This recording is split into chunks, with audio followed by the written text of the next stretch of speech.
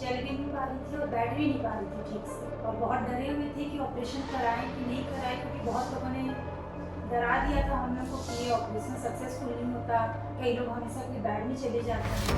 मैं डॉक्टर विमल अग्रवाल सर के यहाँ आने से पहले मैं बहुत सारे डॉक्टरों के पास गया हूँ। छत्तीसगढ़ में शायद मेरे ख्याल से न्यूरोलॉजिस्ट इतने फेमस डॉक्टर हैं, जिनके नाम नहीं लेना चाहूँगा, सभी डॉक्टरों के पास लगभग जा चुका हूँ मैं।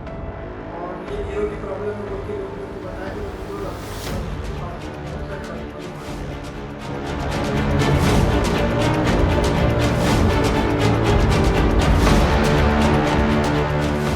नमस्कार दोस्तों, आज हमारे साथ दीप्ति अग्रवाल जी हैं। ये अहिरवाड़ा से आए हुए हैं, जो कि दुर्ग जिले में आता है, और इनकी उम्र 42 इयर्स की है। तो पहले मैं शॉर्ट में बताना चाहूँगा, ये 3 महीने पहले हमारे पास में आए थे। इनको कमर से लेकर दोनों पैरों में बहुत ज़्यादा दर्द था, सुन्नपन था, और इनको पेशाब करने में भी थोड़ी परेशानी आ रही थी। तो जब हमने इनका एमआरआई देखा तो हमने बताया इनको कि इनके नसों में करीबन 100% का दबाव है, और जो कि एक स्पाइन का इमरजेंसी सिचुएशन होता है, जिसे हम कॉर्डा इक्विना सिंड्रोम बोलते हैं, सीईएस। यूजुअली 98 से 99% प्रॉब्लम स्पाइन की इमरजेंसी नहीं होती है, जिसको दवाइयों से, फिजियोथेरेपी से या एक इलेक्टिव सर्जरी कुछ दिन बाद सर्जरी करके जिसको ठीक किया जा सकता है। बट एक कॉर्डा इक्विना सिंड्रोम, जहाँ पे हमारे बॉयल और ब्लैडर का कंट्रोल चला जाता है, जिसमें हमें लैट्रिन और पेशाब करने में दिक्कत आती है, ये स्पाइन का एक ऐसा कंडीशन होता है जहाँ पे इमरजेंसी में ऑपरेशन करना बहुत जरूरी होता है। अगर मरीज आपके पास में आता है और ये सभी सिम्टम्स होते हैं तो 6 घंटे के अंदर में इमरजेंसी सर्जरी करनी होती है। अगर हम 6 घंटे के अंदर में इमरजेंसी सर्जरी नहीं करते हैं तो ब्लैडर और बॉयल में लैट्रिन और पेशाब का जो कंट्रोल होता है वो परमानेंट चले जाता है, और उसके बाद सर्जरी करने का कोई रिजल्ट नहीं मिलता है। एक बार दीप्ति अग्रवाल जी और उनके हस्बैंड से समझते हैं कि इनको क्या समस्या थी और ये कैसे आए थे, और इन्हें लोगों ने क्या क्या कहा था, और जब इनका इमरजेंसी में ऑपरेशन किया उसके बाद ये कैसा महसूस कर रहे हैं। मैं 3 महीना पहले आई थी, तब मेरी कंडीशन बहुत ख़राब थी।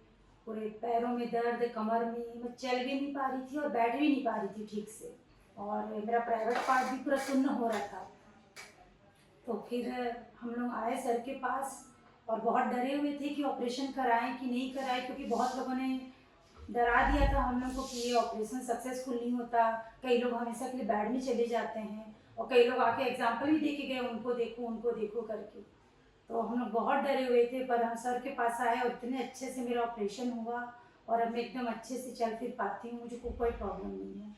ये विजय अग्रवाल जी हैं, ये दीप्ति अग्रवाल जी के हस्बैंड हैं। और जब ये आए थे इतनी तकलीफ के साथ में इनको काशी हॉस्पिटल में लेकर, तब ये उस बीच में बहुत लोगों से बात किए फोन पे।